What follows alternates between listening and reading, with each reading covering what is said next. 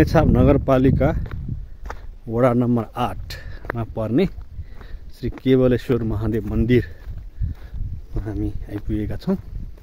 ऐतिहासिक स्थल, पुरानो मन्दिर यो अहिले नयाँ बनाइरहेको छ। यहाँनिर ढुङ्गे धारा पनि छ। ढुङ्गे धाराको चिसो पानी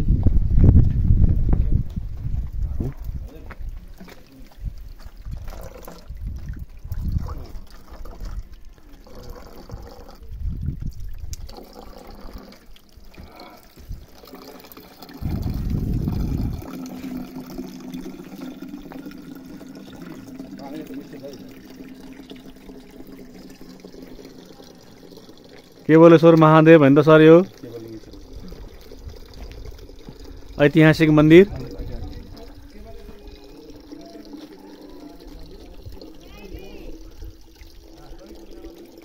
वरिपरि अलि सरफा र डेकोरेसन गर्न चाहिँ बाँकी रहेछ।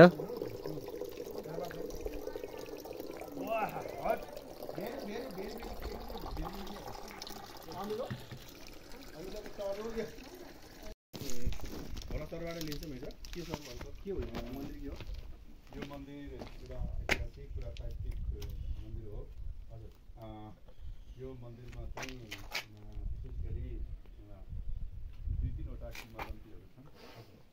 एउटा किंवदन्ती अनुसार चाहिँ यहाँ पूर्व पश्चिम हिँड्ने, यहाँबाट काठमाडौँ जाने र काठमाडौँबाट यो बाटो हुँदै पूर्व ओखलढुङ्गा टोडु हुँदै पूर्वी जिल्लाहरूतिर जाने एउटा मूल बाटो पनि हो। यो चाहिँ यो पानीको धारो, त्यसपछि यो